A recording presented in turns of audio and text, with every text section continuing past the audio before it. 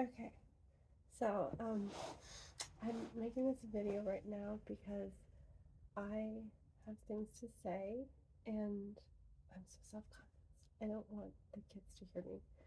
I'll just tell them I'm making a video for work. Okay, I have things to say and I don't really feel like anybody else would really understand what I'm talking about or like really care. So I'm gonna send this to you. Um, because it makes me feel better that there's a soul like myself in the universe somewhere. So this book is like really, really brilliant. I was looking for a different one, and that's actually my favorite, but I'm glad that we found this one. Okay, so it's called Thidwick the Big Hearted Moose, and I'm gonna put it like that, and then you can see it.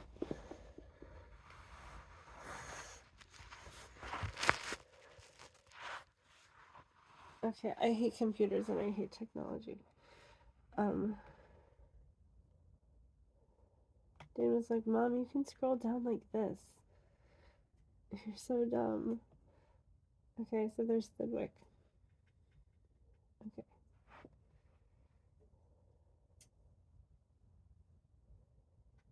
There's all the moves.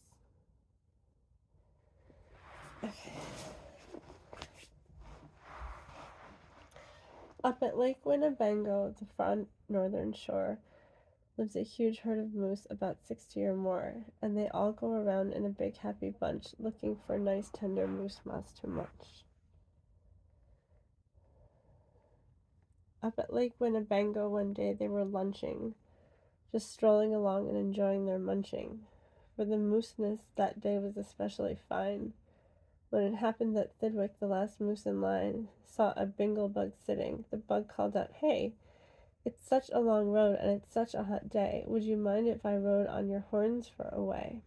Okay, so here's my first commentary on this book.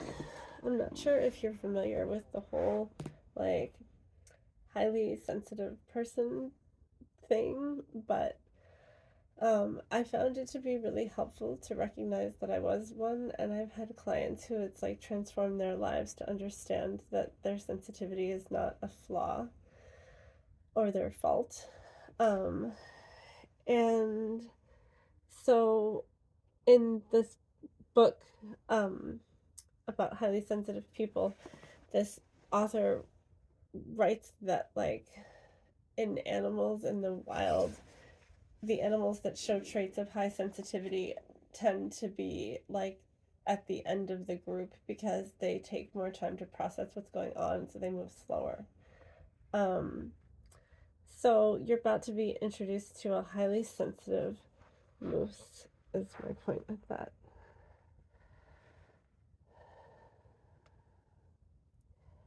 Up at Lake Winnebago one day they were lunching, just strolling along and enjoying their munching, for the mooseness that day was especially fine. When it happened that Thidwick, the last moose in line, saw a bingle bug sitting, that bug called out, Hey, it's such a long road and it's such a hot day. Would you mind if I rode on your horns for a way? Okay, so who usually takes care of people, highly sensitive people who have a lot of empathy, tend to kind of be the last in line. Of course not, smiled Thidwick, the big-hearted moose. I'm happy my antlers can be of some use. There's room there to spare, and I'm happy to share. Be my guest, and I hope that you're comfortable there. So the bingle bug picked out a nice easy seat, and the moose went on looking for moose moss to eat. Yeah, so, like, it's really good to help people. Yay, helping people. Well, an hour or so later, the bug heard a squeak, and he heard the small voice of a tree spider speak. I say, said the spider, you've got a fine place. That moose seems quite friendly, has such a nice face. If I got on too, do you think he would mind? Hop aboard, laughed the bug, and I think that you'll find that the moose won't object. He's the big-hearted kind. I accept, said the spider with joy and delight, and he started a web on the horn to the right.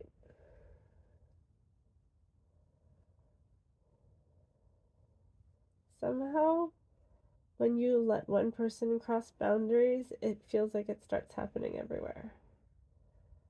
While the spider was spinning, he heard a gay song, and a fresh little zinazoo bird came along. He stopped and he stared and he chirped, "Well, well, well, what a smart place to build, what a great place to dwell. I've been living on trees ever since I was born, but here's something new, why not live on a horn? If there's room there for two, then there's room there for three. There's plenty of room," laughed the bug, "and it's free."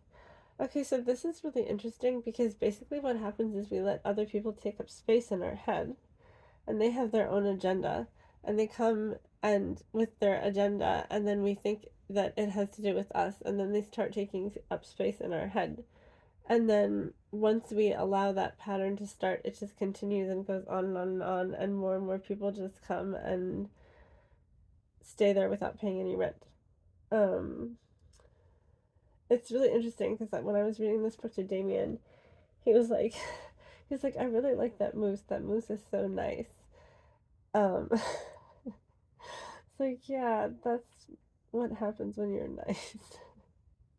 There's plenty of room, laughed the bug, and it's free. Thidwick stopped walking. What was all that talking? These guests had caught Thidwick the moose unawares. "Hey," he called out, "what goes on there upstairs?" How many times do we not ask ourselves what is actually going on upstairs? We don't even know what's going on, and we usually don't stop and find out. "Just building a nest," Sir the Zinazoo said, and then once we stop and find out, it's like, oh shit, someone's been building a nest here, and I didn't even know that they were there. "Just building a nest," Sir the Zinazoo said, and began yanking hairs out of poor Thidwick's head, and he plucked out exactly 204. "Don't worry," he laughed, "you can always grow more." Then he dozed off to sleep in his fine moose-hair nest. "This bird," murmured Thidwick, "is sort of a pest, but I'm a good sport, so I'll just let him rest, for a host above all must be nice to his guests." How creepy is this? Do you see this as an abusive relationship, or is it just me? Okay, I just needed to say that because I was like, oh my god. Okay, so you hurt someone and then you tell them don't worry about it because it's really fine, and then you the other person ends up feeling like they're going to keep accommodating you because they want to be a good person. This is like horrible abusive relationship, except I was the other side. "Besides, now it's getting quite late in the day, and surely tomorrow they'll all go away." But alas, the next morning the sun's early light brought to Thidwick's sad eyes a most unwelcome sight. Oh no, wait. Okay. "Meet my wife," said the bird. "I was married last night, and perhaps, by the way, I should mention to you that her uncle is coming to live with us too. You're a very fine host, so I knew you'd be willing, and like people who self-sacrifice like us always get praised for it, so it just gets reinforced over and over." Then the uncle, a woodpecker, started in drilling, and then people just do whatever they want. All Thidwick's friends shouted, "Get rid of those pests." "I would, but I can't," sobbed poor Thidwick. "They're guests." And it's like we just can't tell these people to get up and leave our minds because we think that we have to continue to be polite to them in our heads because we don't even want to hurt their feelings in our imagination. "Guests indeed," his friends answered, and all of them frowned. "If those are your guests, we don't want you around. You can't stay with us because you're just not our sort." And they all turned their backs and walked off with a snort. The thing that sucks about this is that when you basically like go in a downward spiral, sometimes you feel like your friends don't understand you. Now the big friendless moose walked alone and forlorn with four great big woodpecker holes in his horn. I mean, how many times have you been in a situation where your relationship was really fucked up, but you didn't want to tell your friends because you didn't want them to get sick of hearing about it?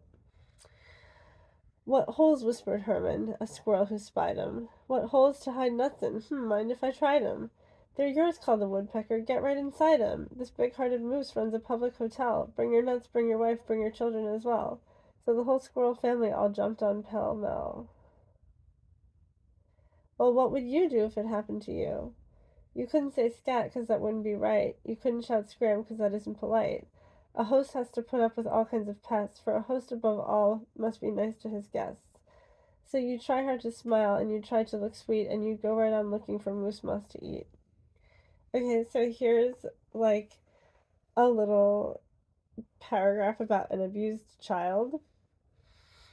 Okay, I'm gonna read this paragraph, but I'm going to alter the words a little bit. She couldn't say stop because that was a wrong thing to do. She couldn't shout scram because she didn't want to make them angry at her.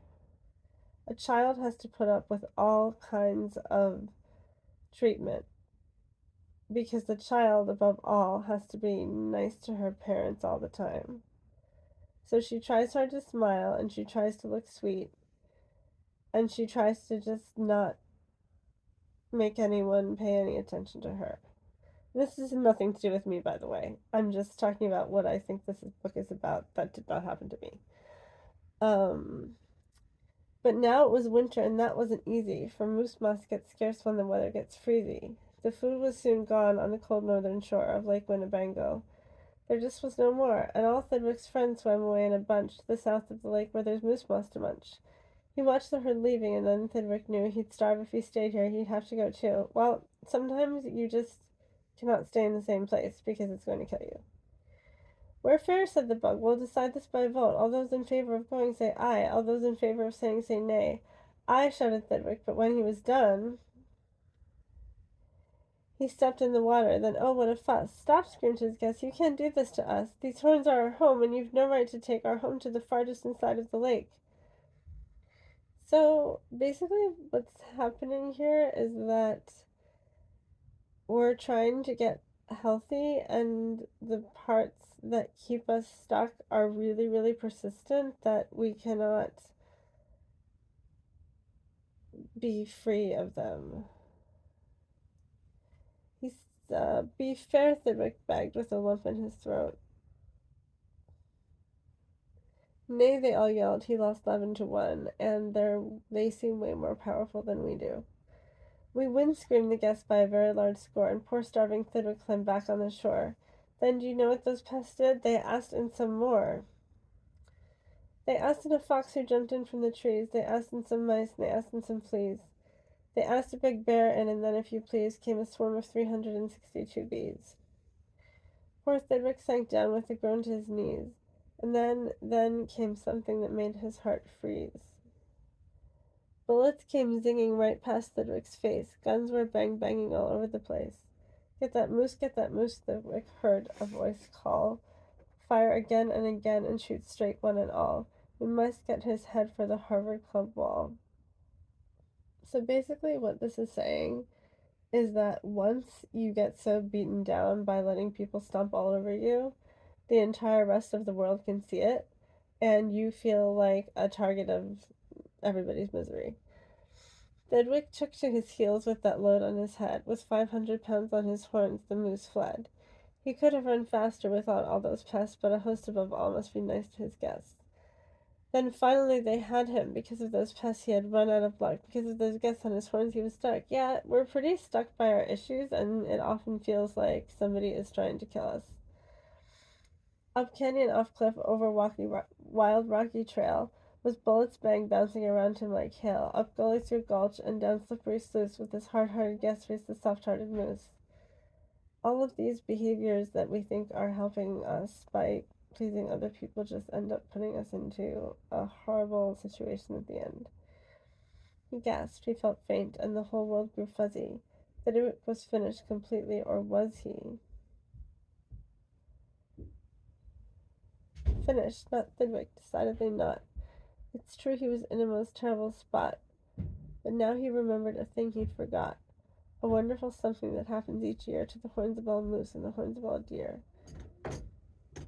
What? What are you doing? I'm making a movie. What? I'll tell you later. Just leave me alone for a few minutes. I'm confused. Okay, I want minutes soon. I know, just give me like 5 minutes. Come to my room. Okay. Okay. But now he remembered a thing he'd forgot, a wonderful something that happens each year to the horns of all moose and the horns of all deer. Today was the day Thidwick happened to know that old horns come off so that new ones can grow. And he called to the pests on his horns as he threw them. You wanted my horns, now you're quite welcome to them. Keep them, they're yours. As for me, I shall take myself to the far distant side of the lake. Okay. So this is like the most important part. Because what I believe this book is saying at this point is that we get to a point where we actually have to make a decision about staying where we are or moving forward, and it always comes at a crisis.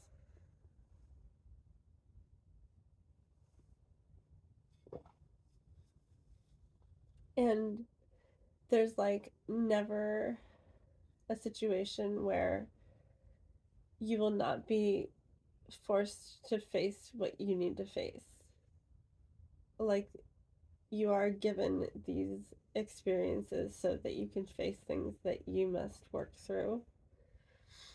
And then you have a reincarnation when you work through them. And he called to the pests on his horns as he threw them. You wanted my horns, now you're quite welcome to them.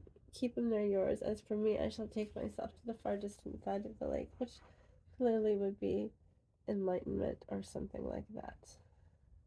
And he swam Winnebago and found his old bunch and arrived just in time for a wonderful lunch at the south of the lake where there's moose moss to munch.